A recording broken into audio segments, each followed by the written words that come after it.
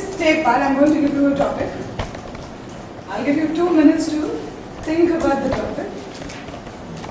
And then I'll give you about 10 minutes to discuss. Right? The topic, T20 has ruined cricket. T20, now don't ask me what is T20, yeah.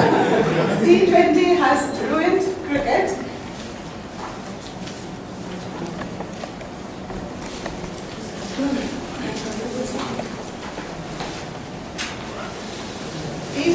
Yeah, you need to get it done.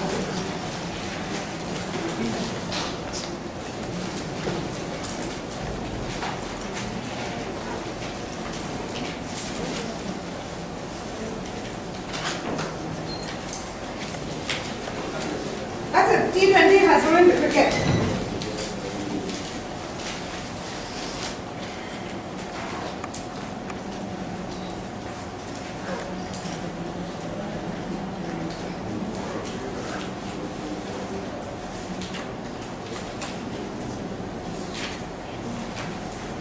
Want a pen?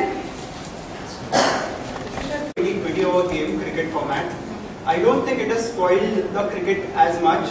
I feel it has just improved, or we are just into the newer version of it. The 50-over format used to take a day. I believe the 20-over game just takes 3 to 4 hours to finish. So even for the viewer, it is quite good. As far as the players are concerned, the Indians, they say that there is a rules which says 7 players Indians, they have to be Indians. So there is more opportunity for the Indians to play.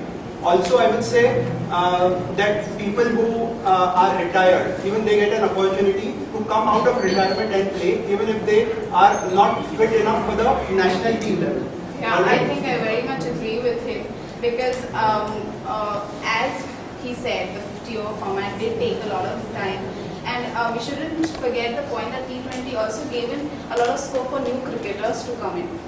So I think that's, I agree. But technically you're missing the point because I'm guessing you're considering the IPL as the only format, but that is not the only format of the T20. So technically you can't have old players coming in and playing the World Cup of the T20. It's the IPL that takes in like retired cricketers and has that. Yes, that's what I mentioned. I mentioned the new players, new players that are coming in. I beg to differ on that point. T20 is just entertainment, it's not sport. I disagree with that. I would like to say that T20 is a shorter format of what a 50-over cricket was. It is giving the viewers also that bit of time. I mean, 50-over match is so long, it takes a lot of time to watch that. People don't have that much time to put in. So a 20-over match is a shorter format, but it is a faster and it's not very time-taking. So I think it's a very good format. And I would like to add to her point saying that a 20-over match is kind of not very that bad for your health. If you're injured or if you're tired, playing a 20-over match will not be that bad. As against this, if you play for 5 days continuously, you risk your shoulder or any part of your body if you are prone to injury. So a 20-over match doesn't really test your physique as much. I agree. I'd like to say that it's more taxing on players rather than a 50-over match because in that small format of 20 overs, you have to move around the field far more randomly rather than a 50-over contest. For fielders, it is much more. See, I think let's not get into the physique. I mean, the physical part of it. It's the spirit of the game at the at the end of it. I mean, see, it is testing a player in its abilities. Like a player has a test match for that matter, tests a player's patience. But in 2020, you need a totally different strategy and a totally new outlook for it. So I think that I don't think T20 has But I have a point for you. Then why do most countries still play test matches? And why is it said that a test match is like the true test of a nation's cricketing abilities? I mean, technically, if it's whatever, if it tests your ability to come and score and do whatever in a shorter format, then why are test matches still, you know? No, see, what I said was that a T20 is also another testing part. Like obviously, as you said, test matches are like the true tester of the game. But to play in a 20-over series, you cannot play the way you play for a test match, right? Right. So that's what I'm saying. That T20 added, like it gave us another test maybe to test a player's ability. It also gives an opportunity to players, like if I'm playing in T20, I'm performing my best, I get the ability, I'm getting a chance to prove myself.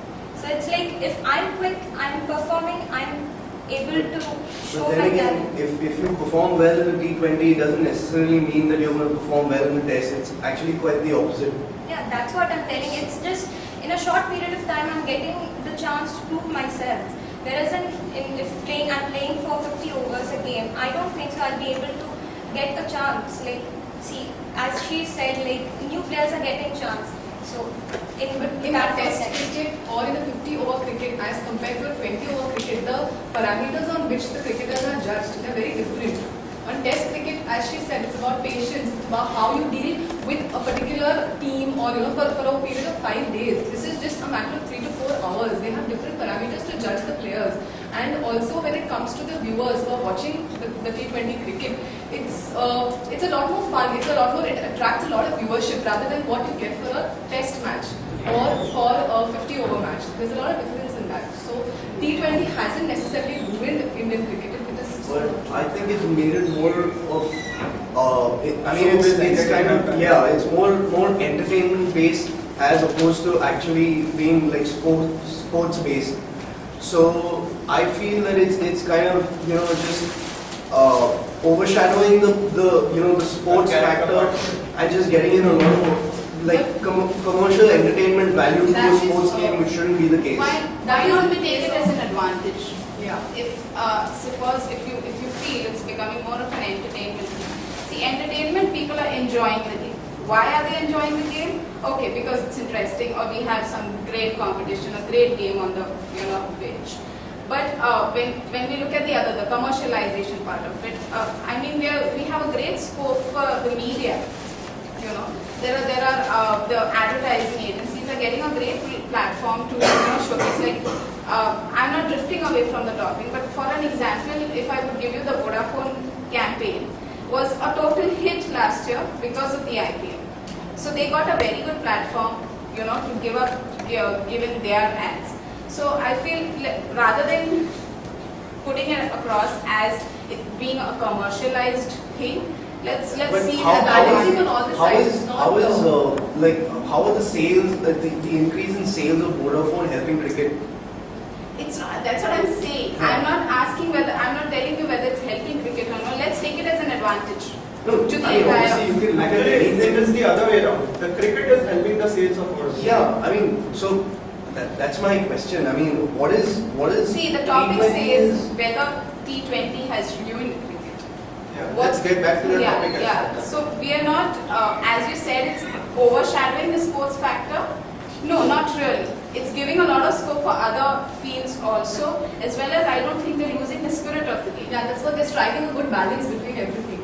It's giving the equal weightage to what cricket is all about, and also every other form of advertisement and sponsorship. At the same time, don't you think that players are now just concentrating on IPL and it's just for money and for commercial gains, rather than there are domestic tournaments like Ranji Trophy, Dulip Trophy.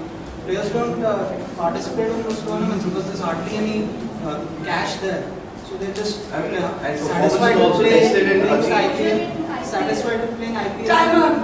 Please give him a big hand.